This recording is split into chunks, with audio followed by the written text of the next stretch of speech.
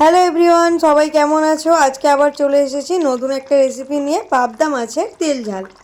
পাবদা মাছ এইভাবে রান্না করলে হবে, একদমই কিন্তু নরম সফট তুলতুলে, আর একটুও ভেঙে যাবে না। তাই যে কোনো সাইজের পাবদা মাছকে একবার এইভাবে রান্না করে দেখুন। পাবদা মাছের অনেক রকম রেসিপি আপনারা ট্রাই করলেও এই রেসিপিটা কিন্তু একদমই নতুন। আর অবশ্যই একবার এইভাবে রান্না করবেন, তাহলে মাছগুলো যেমন খেতে অসাধারণ টেস্টি হয় এবং চেটেপুটে কিন্তু সবাই খেয়েও ফেলবে। চলুন তাহলে রান্নাটা শুরু করি। প্রথমে একটা মিক্সিং বোলের মধ্যে আমি 2 চামচ কালো সর্ষে নিয়ে নিলাম 3-4টি শুকনো লঙ্কা, কয়েক কুচি আদা, কয়েক টুকরো রসুন আর 3টে কাঁচা লঙ্কা। অল্প একটু জল দিয়ে খুব ভালো করে পেস্ট করে নিয়েছি। স্মুথ পেস্ট হয়ে গেছে, একদম রেডি। এবার চলুন তো আরেকটা পেস্ট তৈরি করি। 3 থেকে 4টিকে আবারও আমি মিক্সিতে ভালোভাবে টমেটোটাকে পিউরি করে নেব। চলুন এবার একটা লেবুকে কেটে নিচ্ছি। লেবুটিকে 4 ভাগে ভাগ করে এভাবে কেটে নেব, যাতে খুব সহজেই কিন্তু রস বের করে নেওয়া যায়। পাবদা মাছগুলো নিয়ে নিচ্ছি এবার। পাবদা মাছগুলোকে খুব ভালোভাবে ধুয়ে একদম পরিষ্কার করে নিয়েছি। এবার এর মধ্যে দিয়ে দিচ্ছি স্বাদ মতো লবণ, হলুদ গুঁড়ো। মোটামুটি হলুদ আর লবণ দিয়ে ভালোভাবে ম্যারিনেট করে নেব। হালকা হাতে ম্যারিনেট করবেন, কারণ পাবদা মাছ খুব কিন্তু নরম ও ডেলিকেট ফিশ, তাই একদমই জোর জবরদস্তি এর উপরে করা চলবে না। ভালোভাবে এপার ওপার মাছটাকে আমি ম্যারিনেট করে নিয়েছি। পাবদা মাছ সবসময়ই কিন্তু তেলে দেওয়ার সময় ফাটে, কিন্তু আপনারা যদি আমার এই টিপসগুলো ফলো করেন একদমই তেল ছিটকাবে না। এবার আমি এখানে দিয়ে দিচ্ছি অল্প একটু চালের গুঁড়ি আর দিয়ে দেব অল্প একটু বেসন। এই দুটোকে আমি হালকা হাতে ছড়িয়ে ছড়িয়ে দিচ্ছি। দেওয়ার পর একদম আস্তে আস্তে মাছগুলোকে চেপে চেপে এইভাবে বসিয়ে দেব। একদমই বেশি নাড়াচাড়া করব না, তাহলে মাছগুলো কিন্তু একদমই ভেঙে যাবে আর খেতেও একদম ভালো হবে না। এবার আমি মাছগুলোকে ওপার পারে উল্টে দিচ্ছি। ওপারেও একই রকমভাবে চালের গুঁড়ি আর বেসন দিয়ে হালকা হাতে চেপে চেপে মাছগুলোকে ম্যারিনেট করে নেব। এই রকমভাবে যদি আপনারা করেন তাহলে একদমই তেল ছিটকাবে না এবং খুব সহজেই মাছগুলো ভেজে নিতে পারবেন। এবার উপর থেকে আমি অল্প একটু লেবু ছড়িয়ে দিচ্ছি। লেবু দিয়ে আবারও হাত দিয়ে একটু মাখিয়ে দিলাম। ওপারেও একই রকমভাবে লেবু ছড়িয়ে দিয়েছি। চলুন তাহলে এবার মেন কাজটা শুরু করি। গ্যাসের মধ্যে কড়াইটা বসিয়ে দিয়েছি, দিয়ে দিলাম বেশ কিছুটা সাদা তেল। সাদা তেলের মধ্যে অল্প একটু লবণ দিয়ে দিলাম আর ভালো করে তেলটাকে করে নিতে হবে গরম। এবার মাছগুলোকে আস্তে আস্তে করে দিয়ে দেব। দেখুন মাছগুলো কিন্তু একটুও ছিটকায়নি, আর তাতেও যদি না হয় তাহলে মাছগুলোকে দেওয়ার পর অল্প একটু চাপা দিয়ে দিন। চাপা দেওয়ার পর দেখুন মাছগুলো একদমই কিন্তু এক প্রান্তটা ভাজা হয়ে গেছে, আর অপর প্রান্তটা ভালোভাবে ভাজার জন্য ওলট পালট করে দিতে হবে।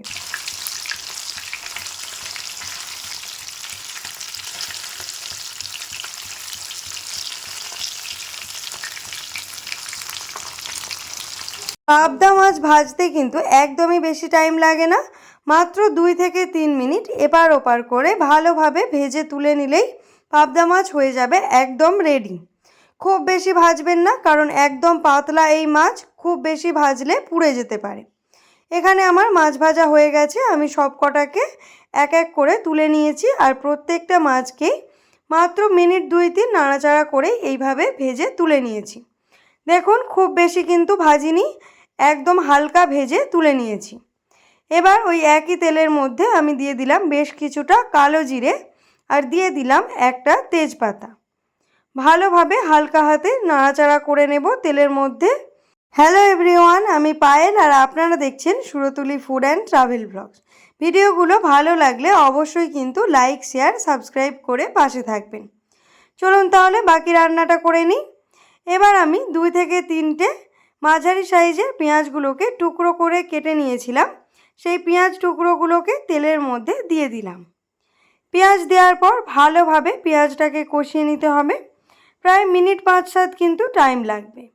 আর পেঁয়াজ যত তাড়াতাড়ি ভাজা হয়ে যায় সেজন্য আমি এখানে দিয়ে দিলাম সামান্য পরিমাণে লবণ।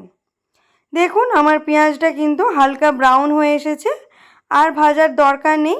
এবার আমি এর মধ্যে দিয়ে দেব অন্যান্য মশলাগুলো, যেটা আমি পেস্ট করে রেখেছিলাম। সেই পেস্ট করা মশলার পুরোটাই আমি এর মধ্যে দিয়ে দিলাম। ভালোভাবে এটাকে মিশিয়ে নিতে হবে, কারণ এই মশলার মধ্যে আদা রসুন সব কিছু দেওয়া আছে। তাই যতক্ষণ না আদা রসুনের কাঁচা গন্ধ যাচ্ছে এবং মশলাটা ভালোভাবে কষানো হচ্ছে, ততক্ষণ কিন্তু এইভাবে নাড়াচাড়া করে নেব। এবার এর মধ্যে আমি কিছু গুঁড়ো মশলা দিয়ে দেব। প্রথমে আমি দিলাম হাফ চামচ হলুদ গুঁড়ো, হাফ চামচ লাল লঙ্কার গুঁড়ো আর অল্প একটু কাশ্মীরি লঙ্কা। এই তিনটেকে দিয়ে খুব ভালোভাবে আরও মিনিট 5 কষাবো।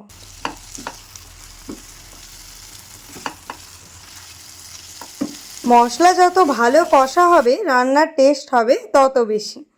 চলুন এবারে দিয়ে দেব টমেটো পিউরিটা। পুরোটাই আমি দিয়ে দিয়েছি। আর আমি এখানে 3টে মাঝারি সাইজের টমেটোকে পিউরি করে দিয়ে দিয়েছি। টমেটোটা এই রান্নাটিতে একটু বেশি লাগবে, কারণ টমেটোটাতে রান্নার মধ্যে আলাদাই একটা টক ভাব নিয়ে আসবে। চলুন টমেটো পিউরি দেওয়ার পর খুব ভালোভাবে কষিয়ে নিতে হবে। যতক্ষণ না মশলা থেকে তেল ছাড়ছে ততক্ষণ ভালোভাবে কষিয়ে নেব। এবার এর মধ্যে আমি স্বাদ মতো লবণটা দিয়ে মিশিয়ে নেব। আর আমি কোনো লবণ দেব না, মোটামুটি আমার সব কিছু মশলাই দেয়া কমপ্লিট। এবার আমি পরিমাণ মতো গরম জল এর মধ্যে দিয়ে দিলাম। আপনারা যতটা গ্রেভি করতে চাইছেন সেই অনুযায়ী জলটা দেবেন। আমি একদমই মাখো মাখো রান্নাটা করব, তাই খুব বেশি জল দিইনি। জল দেওয়ার পর আমি হালকা হাতে নেড়ে চেড়ে নিয়েছি। প্রায় মিনিট 5 ধরে ভালো করে ফুটিয়ে নিতে হবে।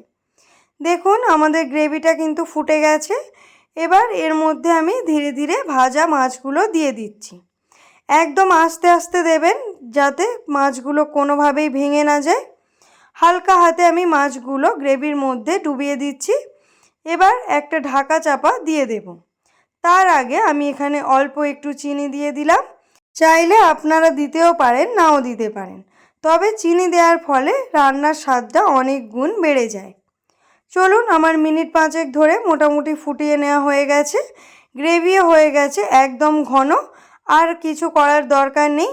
মাছগুলো হয়ে গেছে একদম সফট। দেখুন কতটা সুন্দর হয়েছে। প্রত্যেকটা মাছ কিন্তু একটুও ভেঙে যায়নি, একদম গোটা গোটা আছে, আর খেতেও হবে অসাধারণ টেস্ট। নামিয়ে নেওয়ার আগে আমি দিয়ে দিলাম অল্প একটু গরম মশলা আর বেশ কিছুটা চেরা কাঁচা লঙ্কা।